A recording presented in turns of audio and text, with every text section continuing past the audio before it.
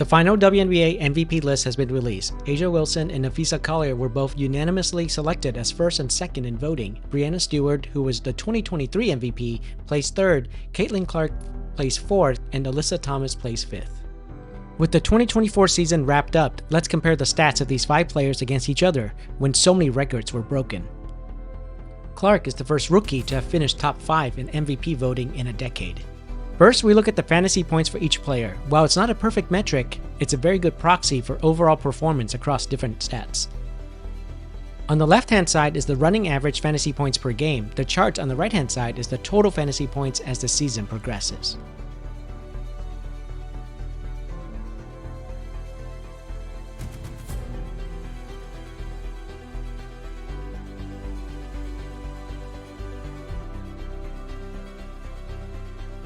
There's a couple of observations. You can see why A'ja Wilson won the MVP unanimously when it came to MVP voting.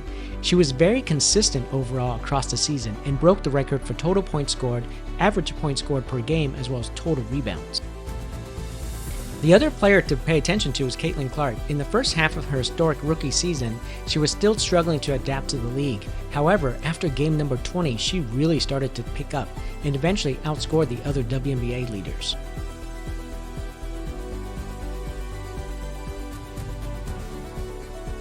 I think had the Fever finished top 4, Clark would have made top 2 MVP voting and there would not have been a unanimous MVP. What I want to show you next is points generation, which is a measure of scoring but also factor in the impact of assists. In this chart, we're seeing all 5 players. The big circle represents their average. As the season progresses, there's more data points, and thus you'll see a lighter shaded area around each player. This represents the range of what they've accomplished.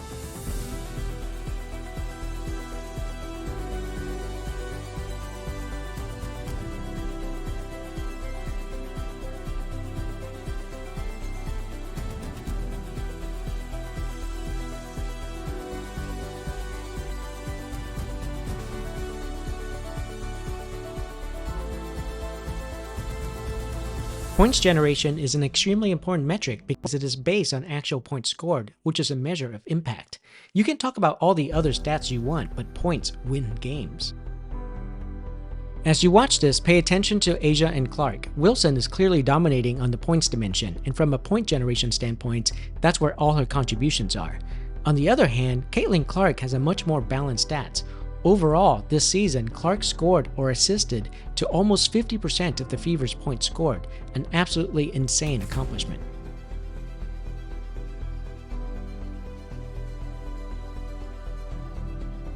Alyssa Thomas is of course our other assist leader. She's also very balanced in stats, and her rebounds also help her achieve a high number of double-doubles and triple-doubles. However, Clark leads Thomas in both average assists per game while scoring almost 2 times more than Thomas.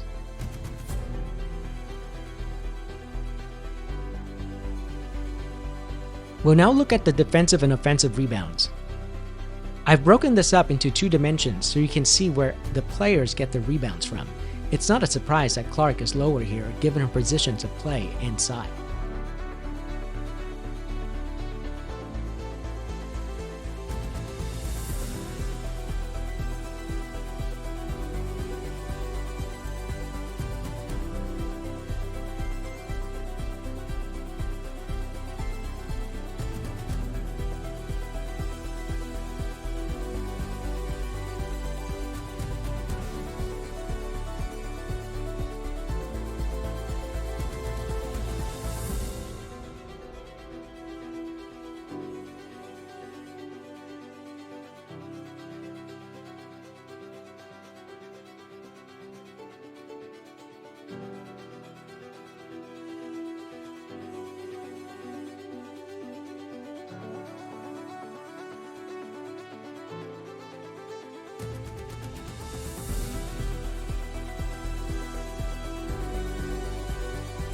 Now we look at assists. One of the things that's amazing about assists is the battle between Clark and Thomas. Thomas held the record for total assists in a regular season last year. This year, as a rookie, Clark broke Thomas' record for total assists in WNBA history, most assists in a game, and then most assists ever for a rookie.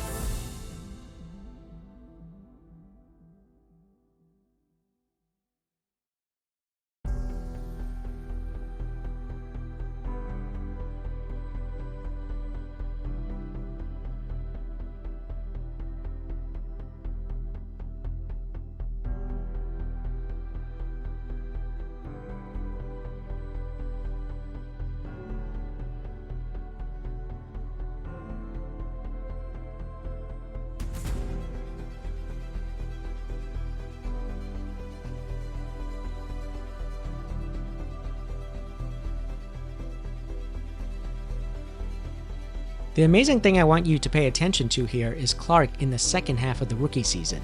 If she can continue this trajectory in her pro career, she will be a force to be reckoned with.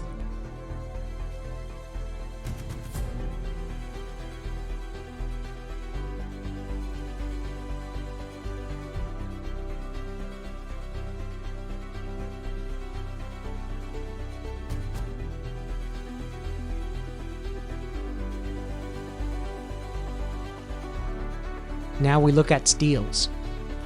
Wilson and Collier are both favorites for the Defensive Player of the Year award.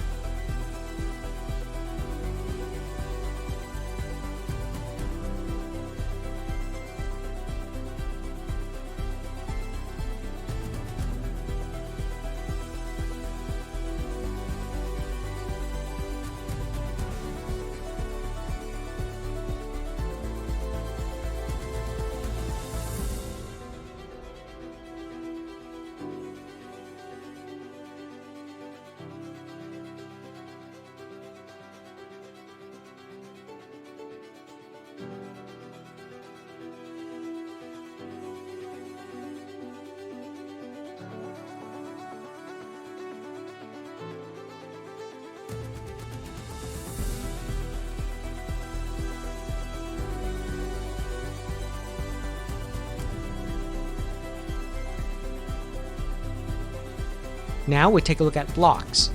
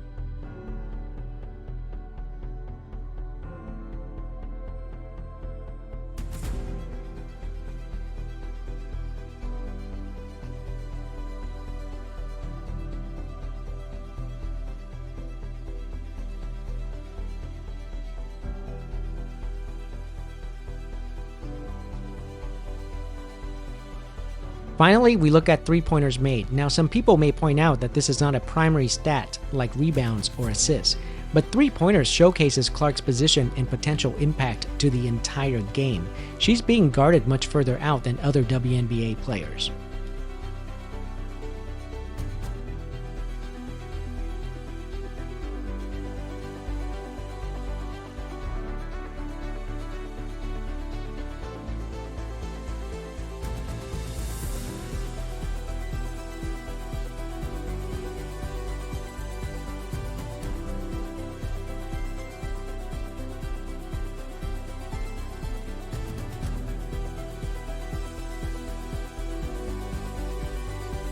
Again, in her rookie year, she led the whole WNBA for three-pointers made and also ended up with the second highest number of three-pointers ever made in a single WNBA season.